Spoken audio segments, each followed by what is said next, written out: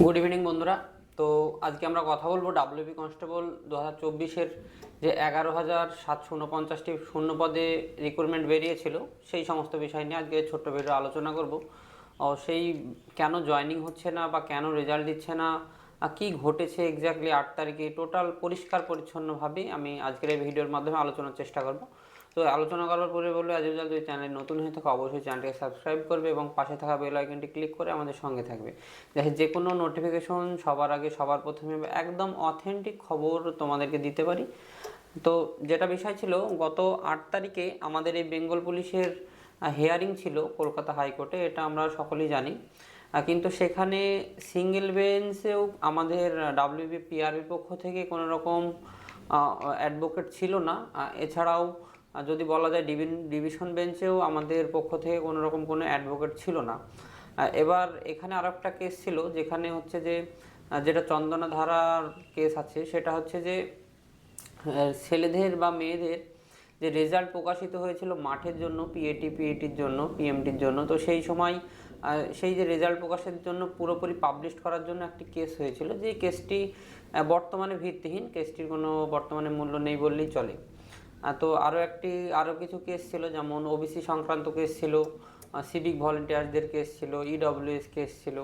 হ্যাঁ, তো এই সমস্ত কেসগুলো আপাতত পেন্ডিং রয়েছে। তবে আমরা দেখেছি ভিডিও ক্লিপের মাধ্যমে যে ওখানে আমাদের স্পেশালভাবে নোট করা হয়েছে এবং হয়তো খুব তাড়াতাড়ি এই সুরাহা মিলতে পারে, আমরা আশাবাদী।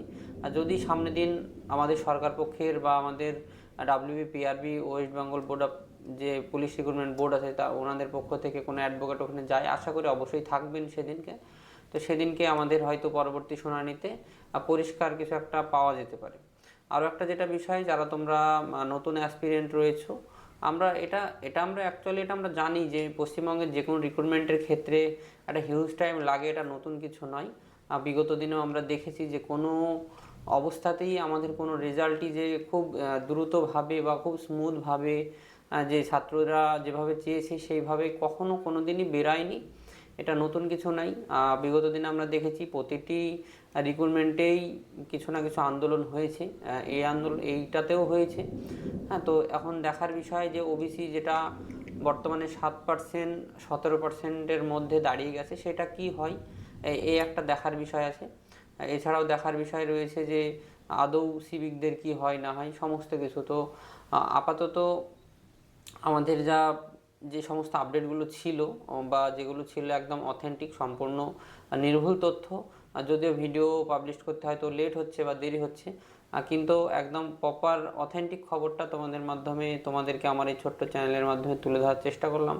তো তোমরা যারা অ্যাসপিরেন্ট রয়েছো, ডাব্লিউপি, কেপি, এসএসসি, জিডি এই সমস্ত বিষয়ের জন্য প্রিপারেশন নিচ্ছ, তারা অবশ্যই আমার চ্যানেলটিকে সাবস্ক্রাইব করবে এবং পাশে থাকা বেল আইকনটি ক্লিক করে রাখবে। আর যে কোনো বিস্তারিত বিষয়ে কমেন্ট, তোমার মতামত সমস্ত কিছু গ্রহণযোগ্য, তবে অবশ্যই চেষ্টা করবে ভালো কমেন্ট করার। এই বলে আজকের ছোট্ট ভিডিও শেষ করলাম। জয় হিন্দ বন্ধুরা, ভালো থাকবেন।